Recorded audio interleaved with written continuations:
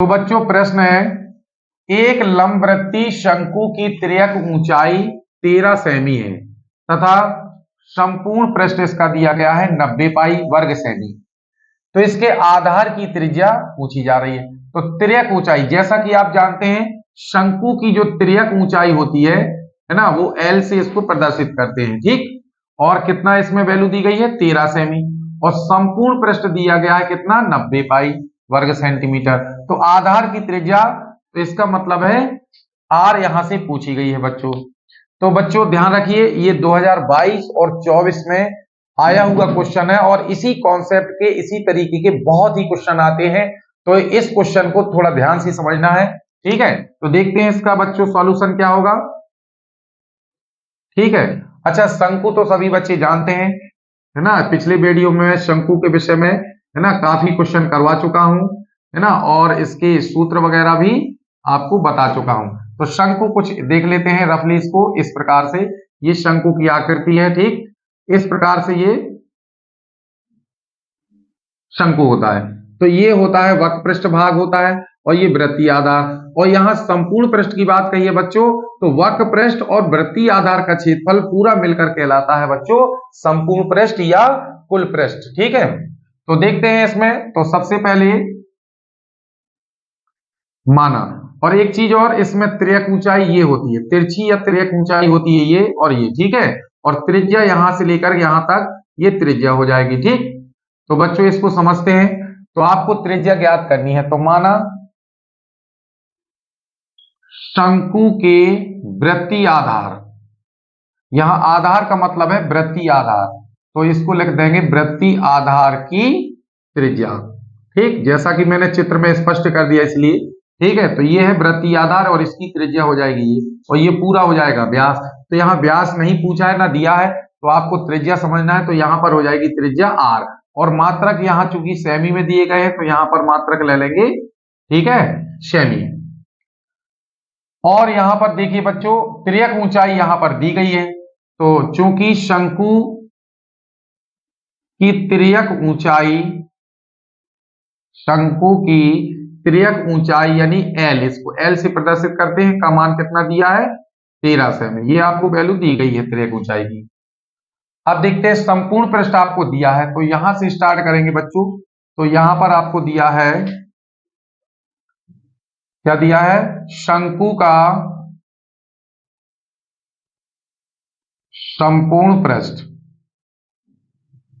तो बच्चों इसमें है कितना 90 पाई वर्ग सेमी, ठीक है। अब देखते हैं शंकु का संपूर्ण पृष्ठ, आप जानते हैं फॉर्मूला क्या होता है। तो शंकु का संपूर्ण पृष्ठ होता है बच्चों पाई आर एल प्लस आर। पिछले वीडियो से आप देख सकते हैं, सभी फॉर्मूला मैंने विधिवत समझा दिए हैं, ठीक है। तो वहां से आप कवर कर सकते हैं। तो शंकु का संपूर्ण पृष्ठ है पाई आर कोष्टक में एल प्लस आर, और यहां पर इसकी वैल्यू दी गई है 90 पाई, ठीक है। अब ये नहीं लिखेंगे मात्रक को, तो यहां से हम देखेंगे पाई और पाई दोनों पक्षों में समान है, तो इसको कैंसिल कर देंगे। और यहां पर आपको एल की वैल्यू दी गई है, तो इसमें एल की वैल्यू को यहां पर मेंशन कर लेंगे। तो कितना दिया है 13 प्लस आर बराबर कितना है 90 हो जाएगा, ठीक है कि नहीं। तो यहां पर इसमें कैलकुलेट करेंगे, तो यहां हो जाएगा 13 आर का गुणा कर दीजिएगा, आर स्क्वायर बराबर हो जाएगा 90। तो हम क्या करेंगे 90 का पक्षांतर कर देंगे, इस प्रकार से माइनस में हो जाएगा बराबर यहाँ 0। तो बच्चों इसमें क्या करेंगे, अब इसको सही क्रम में व्यवस्थित कर लेंगे। तो ये हो जाएगा आर स्क्वायर, पहले दो घात वाला स्टेप लेंगे, फिर इसके बाद 13 आर, और यहाँ 90 माइनस में बराबर हो जाएगा 0। अब बच्चों ये द्विघात समीकरण रूप बन जाएगा।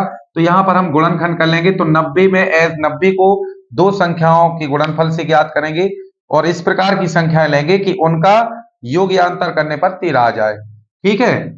तो आप जानते हैं 18 और 5 की गुणनफल से 90 आ जाएगा, और 18 में से 5 घटा देंगे तो 13 भी आ जाएगा। तो हम क्या करेंगे, इसको डिवाइड कर देंगे। तो आर स्क्वायर प्लस यहाँ पर लिख देंगे 18 आर, चूंकि हमें प्लस में चाहिए तो 18 आर को यहाँ धनात्मक लेंगे और ऋण में ले लेंगे कितना 5 आर। तो देखिए कैलकुलेट करके भी चेक कर सकते हैं, 18 आर में से 5 आर चले जाएंगे तो आपके 13 आर, और यहाँ 90 आपका ज्यों कहते हो बराबर 0। अब यहाँ दो दो पदों में कॉमन निकाल लेंगे बच्चों। तो यहाँ r कॉमन लेंगे तो r प्लस 18 बच जाएगा बच्चों। और यहाँ 5 कॉमन ले लेंगे, वो भी माइनस का। ठीक है, तो माइनस का साथ में भाग करेंगे तो यहाँ से r धन का बचेगा और यहाँ भी धन हो जाएगा, और 5 का भाग 90 में कितना, 18, बराबर कितना हो जाएगा, 0। तो बच्चों अब इसमें क्या करेंगे, यहां से आपका देखिए ये आपका उभयनिष्ठ गुणनखंड हो जाएगा r प्लस 18, और दूसरा जो आपका गुणनखंड बचेगा वो इन दोनों की कॉमन से मिलकर बनता है, तो r माइनस 5 और बराबर क्या हो जाएगा बच्चों, यहां से देख सकते हैं 0। ठीक है, तो अब एक एक बार इसको 0 के इक्वल में रखेंगे, तो r प्लस 18 बराबर 0 लेंगे तो r बराबर हो जाएगा माइनस 18। अब चूंकि त्रिज्या यानी रेडियस क्या होती है, ऋणात्मक नहीं होती, तो हम इस मान को अमान्य लिख देंगे।